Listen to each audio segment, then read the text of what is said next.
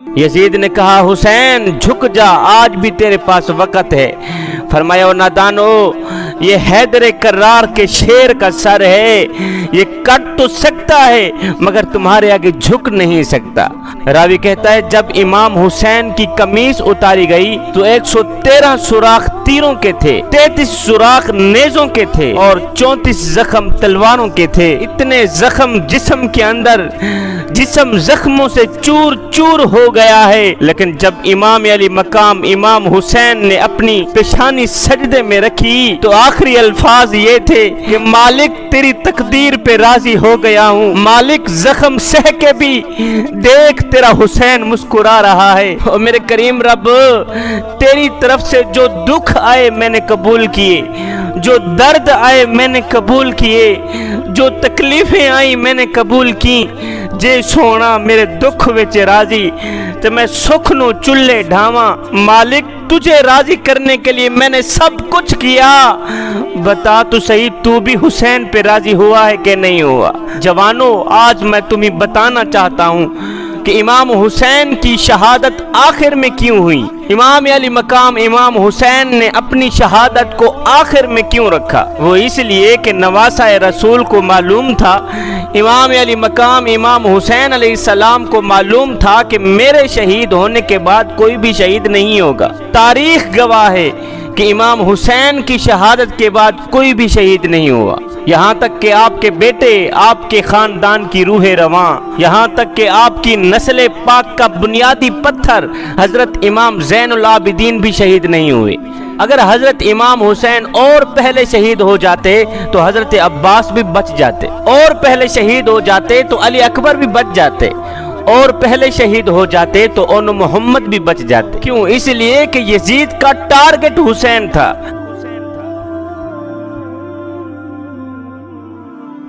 Yazid का निशाना हुसैन था। यजीद ने तो सिर्फ हुसैन को ही मारना था।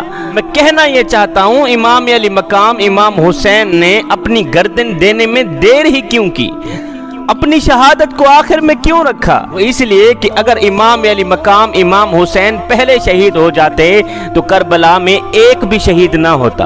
तारीख गवाह है कि इमाम हुसैन के शहीद होने के बाद कोई भी शहीद नहीं हुआ। आप अपने जाविये से सोच रहे होंगे कि हुसैन नवासा रसूल है, हुसैन के जिस्म में रहमत आलम का खून है, हुसैन नहीं चाहते कि कोई भी मेरी वजह से जहन्नम में जाए, हुसैन नहीं चाहते कि मेरी वजह से कोई भी दोज़ख में जाए। मौका दे रहे हैं, पता नहीं किस पल में कौन पलट जाए, किस पल में किसकी तकदीर बदल जाए। इमाम हुसैन ने फरमाया, यजीदियो, अगर तुम्हारी बेवफाई अहले बैत के लहू से अपनी प्यास बुझाना चाहती है, अगर तुम्हारी तलवार की धार को मोमिन का लहू चाहिए, अगर तुम्हारे नेज़ों की नोक को अहले बैत का खून चाहिए, अगर तुम हमारे खून के ही प्यासे हो तो लो मैं तुम्हें अली अकबर देता हूँ, लो मैं तुम्हें अली असगर देता हूँ, लो मैं तुम्हें कासम देता हूँ, मैं तुम्हें ओनो मोहम्मद देता हूँ। और सुनो, अगर तुम्हारी तलवारें इनसे अपनी प्यास बुझा के खामोश हो जाएं तो मुझे मारने में जल्दी मत करना, मुझे मारने में जल्दी मत करना। इसलिए कि अगर तुम मुझे मारोगे तो तुम्हारे लिए बख्शिश के दरवाजे बंद कर दिए जाएंगे, तुम्हारे लिए जन्नत के दरवाजे बंद कर दिए जाएंगे। इसलिए कि जो अब्बास का कातिल है वो कातिल मोमिन है, जो अली अकबर का कातिल है वो कातिल मोमिन है, जो ओनो मोहम्मद का कातिल है वो कातिल मोमिन है।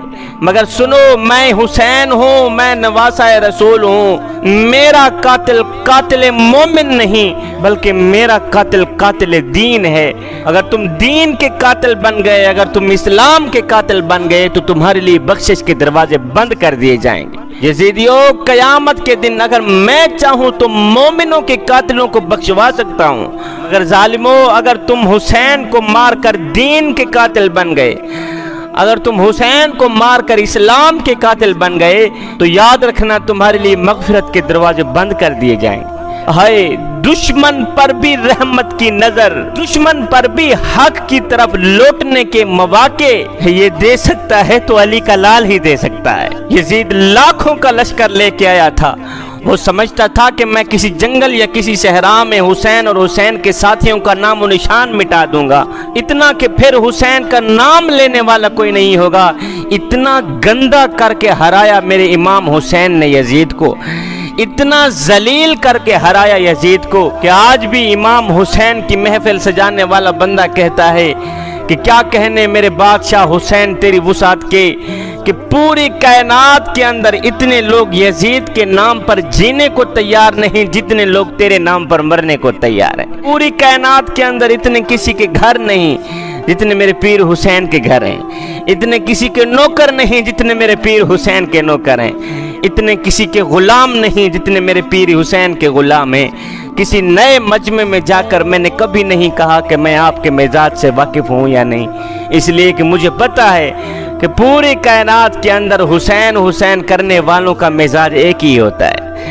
اللہ اکبر۔ یزید چند ڈہندہ راج کر گئے، یزید چند ڈہندہ راج کر گئے، غلط مسلط رواج کر گئے، اور یزید کتے دی موت مر گئے، حسین رب دا معراج کر گئے۔ امام علی مقام امام حسین نے اپنی بہن سیدہ زینب سے جب آخری ملاقات کی تو آپ کا انداز یہ تھا کہ جیسے ہی اپنی بہن سیدہ زینب کے پاس پہنچے، بہن نے اپنے بھائی کے پہلے گلے کو چوما، پھر زلفوں کا بوسہ دیا۔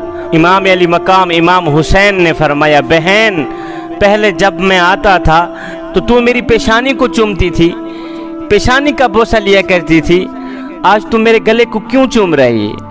آج میری زلفوں کا بوسہ کیوں لیا ہے؟ آج انداز بدلا ہوا کیوں ہے؟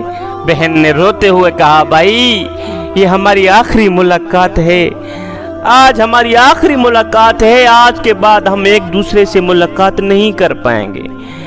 تم سانسیں لیتے تو جاؤ گے لیکن جب واپس پلٹو کے تو یہ سانس نہیں چل رہی ہوگی۔ وہ اس لیے کہ آج میری ماں سیدہ فاطمہ الزہرا میرے خواب میں آئی تھی، انہوں نے آ کے مجھے بتایا تھا کہ آج تیرے بھائی امام حسین کا آخری دن ہے، آخری ملاقات ہے، رج رج کے اپنے بھائی کو دیکھ لینا، رج رج کے اپنے بھائی کا دیدار کر لینا، آج تیرے بھائی کا آخری دن ہے، امت میرے حسین کے گلے کو کاٹ لے گی اور حسین کے سر کے بال خون سے لت پت ہو جائیں گے۔ میں تجھے بتانے کے لیے آئی ہوں کہ زینب صبر کا دامن ہرگز نہ چھوڑنا، صبر کا پلہ ہرگز نہ چھوڑنا، اس لیے کہ ان اللہ مع الصابرین، اللہ تعالیٰ صبر کرنے والوں کے ساتھ ہوتا ہے۔ امام نے خیمہ چھوڑا، صبر کو اپنے کلیجے سے لگایا، علی المرتضیٰ شیر خدا کے حوصلے کو اپنا سینہ بنایا، بیٹھ گئے گھوڑے کے اوپر، پکڑ لی لگام،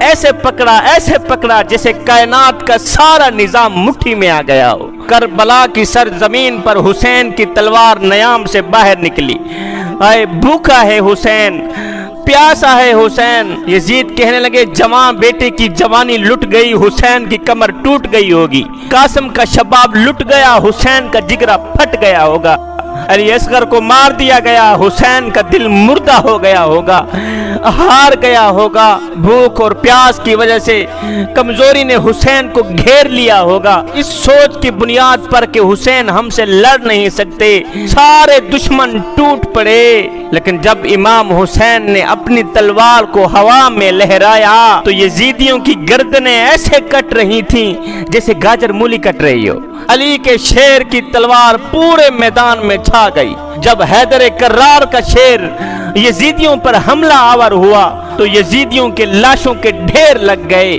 حسین کی تلوار ایسے چمک رہی تھی، ایسے لگتا تھا جیسے آسمان کے سارے تارے تلوار میں سما گئے ہوں، ایسے لگتا تھا جیسے حیدر کرار کا بازو حسین کے بازو میں سما گیا ہو، ایسے لگتا تھا جیسے صدیق کی صداقت، فاروق کی عدالت، عثمان کی سخاوت حسین کے سر پر پہرا دے رہی ہو، نواسہ رسول کے سر پہ سایہ دے رہی ہو، ایسے لگتا تھا جیسے مصطفیٰ مدینے سے چل کر کربلا میں آ گئے ہوں، ایسے لگتا تھا جیسے فاطمہ الزہرا نے دعا کے لیے ہاتھ اٹھا دیے ہوں۔ حسین کی تلوار چلتی رہی، یزیدیوں کی گردنیں کاٹتی رہی، شیر خدا کا شیر جنگ میں لڑتا رہا کہ اچانک یزیدیوں میں ایک بے چینی سی پھیل گئی، اضطراب پھیل گیا، ایک سناٹا چھا گیا کہ کہیں ایسا نہ ہو کہ کہیں اعتراض بھی نہ بن جائے کہ ایک ہی سپاہی نے پورے کے پورے لشکر کو مار گرایا ہے، سارے کے سارے لشکر کو مار دیا ہے ایک ہی سپاہی نے۔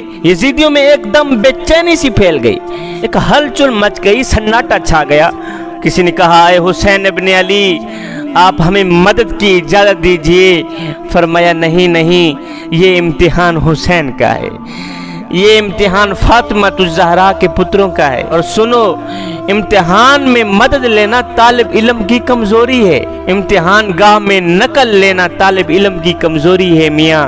ہاں میں نے مدد لی تھی جب فاطمہ الزہرا کی گود میں تھا، میں نے مدد لی تھی جب علی کے آنگن میں تھا، میں نے مدد لی تھی جب تربیت گاہ میں تھا، لیکن سنو، ایگزامینیشن ہال میں مدد مانگنا جرم ہے۔ پھر پتہ چلا کہ امام علی مقام امام حسین درس گاہ میں نہیں تھے، امتحان گاہ میں تھے، اور بتا رہے تھے کہ یزیدیو دیکھو، جو علی نے سکھایا تھا میں سیکھ چکا ہوں، جو نبی نے بتایا تھا میں بن چکا ہوں۔ تلوار چلتی رہی، یزیدیوں کے سر کاٹتی رہی، ایک دم یزیدیوں میں بے چینی سی پھیل گئی، اضطراب پھیل گیا کہ اس تلوار کو روکو، یہ تلوار تو گاجر مولی کی طرح کٹتی چلی جا رہی ہے۔ اور ناتانو، جس تلوار کو پیاس نہ روک سکی، جس تلوار کو بھوک نہ روک سکی، جس تلوار کو علی اکبر کی جوانی نہ روک سکی، جس تلوار کو قاسم کا لوٹا ہوا شباب نہ روک سکا، وہ تلوار بھلا کیسے رک سکتی ہے؟ حسین کی تلوار چلتی رہی، چمکتی رہی، یزیدیوں کی گردنیں کٹتی رہی،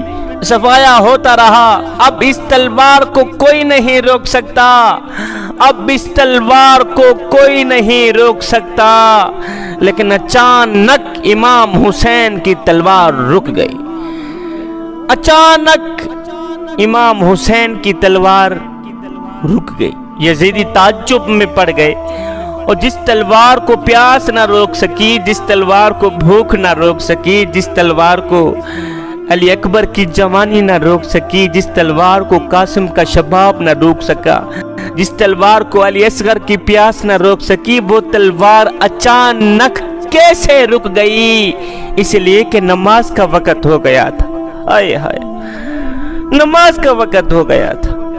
جوانو، تم کتنی آسانی سے نماز چھوڑ دیتے ہو۔ ہائے، آگے دشمن ہے، پیچھے دشمن ہے، دائیں دشمن بائیں دشمن، حسین کی تلوار چل رہی ہے، یزیدیوں کے گلے کاٹ رہی ہے۔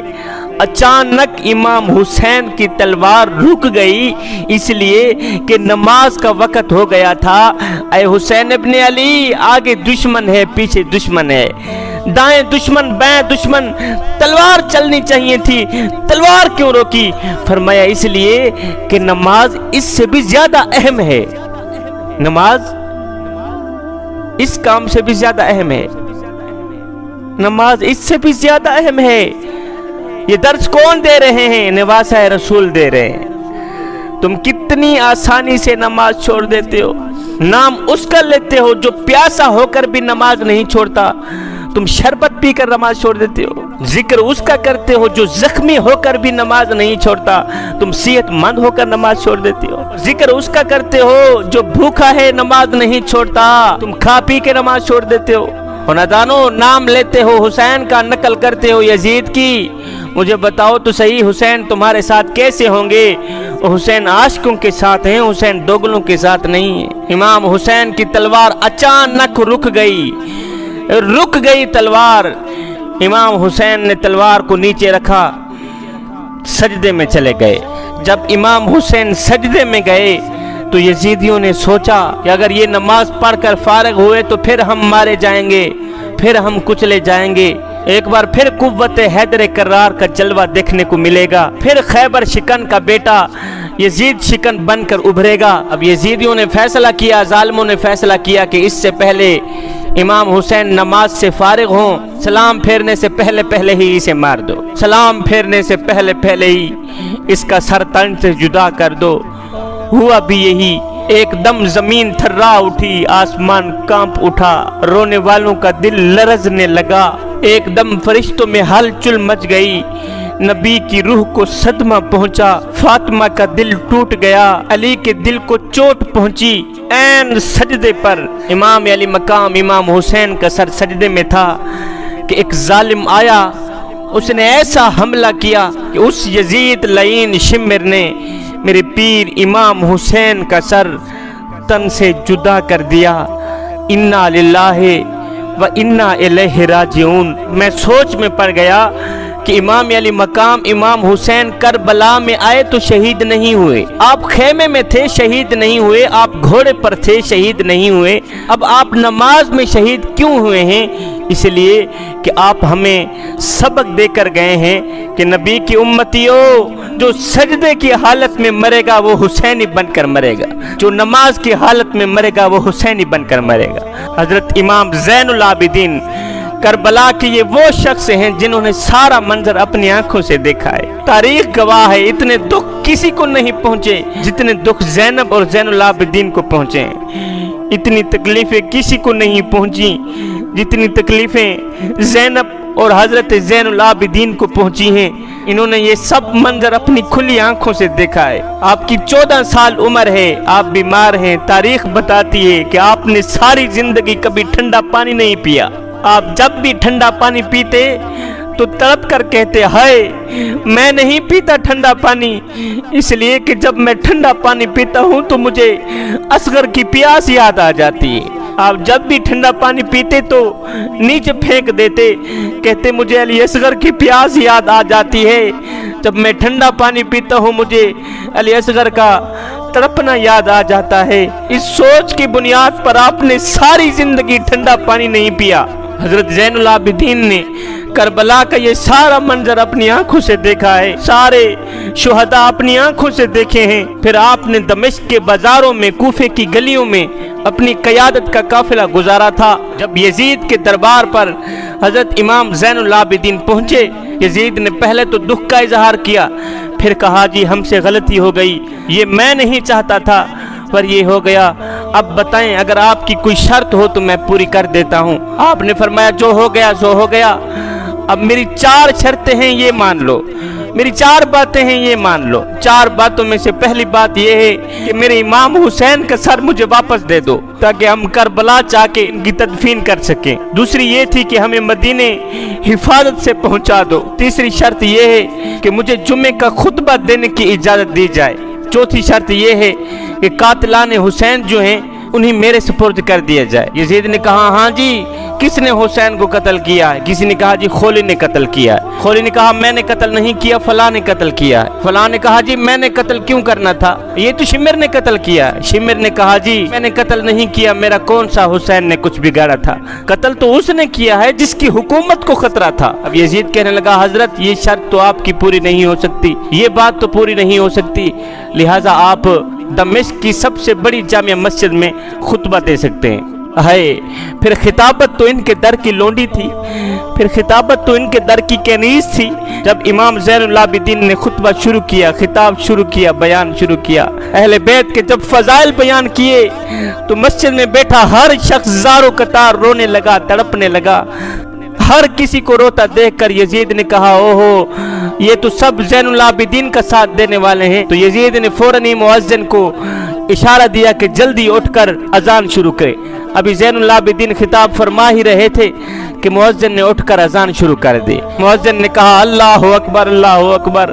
زین العابدین نے فرمایا ہاں اللہ بڑا ہے، اللہ بڑا ہے۔ کہا اشہد ان لا الہ الا اللہ اشہد ان محمد رسول اللہ۔ جب نام محمد کا نام اذان میں آیا تو حضرت امام زین العابدین نے فرمایا یزید دیکھ تو صحیح، ہواؤں میں، فضاؤں میں، اذانوں میں آج بھی دیکھ تیرے نانے کا نام آ رہا ہے یا میرے نانے کا نام آ رہا ہے؟ کہا اللہ بہت بڑا ہے، تم نے اپنی زبان سے گواہی دی ہے، ہم نے اپنے خون سے گواہی دی ہے کہ اللہ بہت بڑا ہے۔ اقبال نے کہا یزید مٹ گیا، یزید کا نام و نشان مٹ گیا، یزید کا تشخص مٹ گیا۔ حسین کل بھی زندہ تھا، حسین آج بھی زندہ ہے، حسین قیامت تک زندہ رہے گا۔ ایک یزید نے جب امام حسین کے دانتوں پہ چھڑی مارنا شروع کی تو وہاں ایک صحابی موجود تھے جن کا نام حضرت ابو برزہ اسلمی ہے۔ حسین کے ہونٹوں پہ چھڑی مارتا دیکھ کر یہ بوڑھے صحابی اٹھ کھڑے ہوئے، آئے صحابی کی ٹانگیں کانپتی ہیں، بدن کانپتا ہے، اٹھ کر کہنے لگے او بدبخت اپنی چھڑی روک لے اپنی چھڑی، اس لیے کہ میں نے اپنی آنکھوں سے دیکھا ہے کہ ان ہونٹوں کو میرے حضور دن میں 1 بار نہیں 100 بار چوما کرتے تھے۔